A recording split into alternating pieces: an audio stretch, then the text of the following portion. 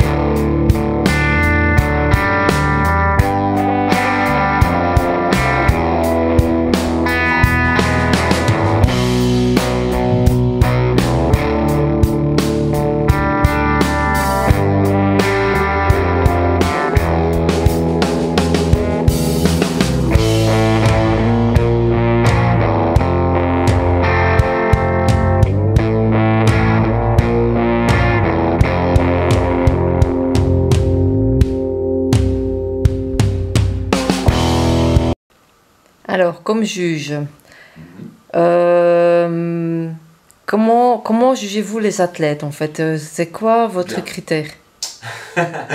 Alors Pour vous personnellement, voilà. c'est quoi mon critère? C'est la ligne. C'est la ligne. Il faut que la personne, quand elle monte sur scène, voit qu'elle, tellement la ligne est jolie, est belle, tellement la ligne est superbe. C'est la ligne mon premier critère.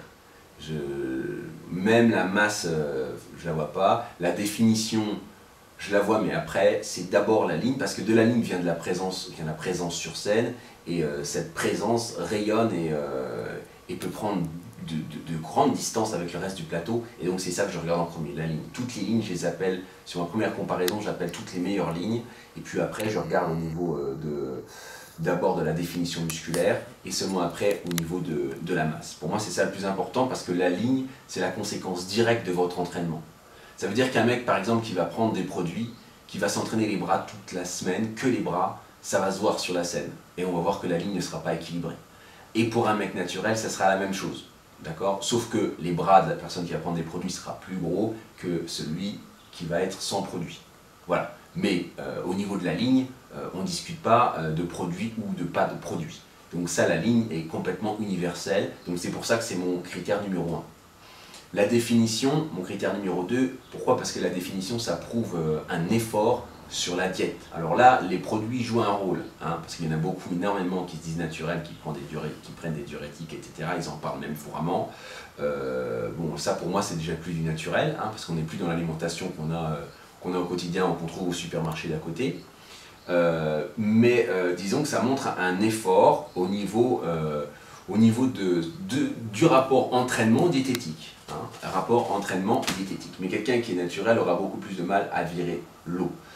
Donc c'est pour ça que c'est le deuxième et pas le premier critère. Parce que là, les produits rentrent en ligne de compte et que c'est très difficile de surpasser un athlète dopé sans rien prendre. J'en sais quelque chose puisque j'ai réussi à le faire. Mais alors dans des circonstances que très peu auraient réussi à subir, parce que je dis bien subir, c'est pas quelque chose de facile et qui fait rire, c'est quelque chose de très difficile. Il faut être capable d'aller vraiment dans les extrêmes de soi. Et ça, tout le monde n'en est pas capable, surtout dans une société oisive comme on est actuellement, société de consommation qui vise à rendre le consommateur esclave de ses besoins. Là, il faut s'en libérer complètement, parce que sinon, c'est pas possible. Il y a trop de tentations dans la société actuelle. Et puis le troisième critère, le volume. Alors le volume, bien évidemment, là le produit prend encore plus de place. Là dans le volume, le produit va être à 70%, d'accord, au niveau du résultat. Le produit au niveau des diurétiques et tout ça va être à peu près à 50% au niveau de la définition. Et puis au niveau de la ligne, le produit ne va pas jouer du tout, il va être à 0%. D'accord, donc vous avez le travail en salle, la ligne en premier, la définition, le rapport diète, entraînement. Et ça, c'est donc 50% produit, 50% naturel, et puis 70% produit au niveau du volume et 30% naturel, parce qu'il est quand même possible à quelqu'un d'avoir un volume culturiste, poids moyen, sans prendre de produit, d'accord? Jusqu'à taille plus 10, il est possible de ne pas prendre de produit. Maintenant, pour être champion, ça veut dire avoir un niveau de sèche suffisant, un bon rapport de sèche. Moi, j'ai réussi à le faire à taille plus 5. Taille plus 5, ça veut dire 1m75 à 80 kg, je suis champion du monde. Maintenant, arrivé à 83, 85 kg, je ne suis pas champion du monde, mais je suis bien et je ne suis pas gras du tout. Je suis avec un pourcentage de graisse très bas, mais je fais de l'eau. Automatiquement, quand on est naturel, on fait de l'eau parce qu'on n'a pas tous les diurétiques qui permettent de l'éliminer. Donc là, c'est vrai que ça ne fait pas pareil qu'un athlète qui prend des produits sur ce niveau-là. Mais à 80, donc jusqu'à taille plus 5, j'ai prouvé que c'était possible. Après taille plus 7, ça commence à devenir vraiment difficile. Même moi j'ai 16 ans de carrière, vous voyez bien, et j'ai passé 80% de mon temps à ça. Donc je veux dire, imaginez quelqu'un qui a d'autres choses à faire, hein, c'est pas évident. Je ne pense pas que taille plus 10 en étant sec, déchiré, ça soit possible au naturel, et je vous le dis naturellement, d'expérience.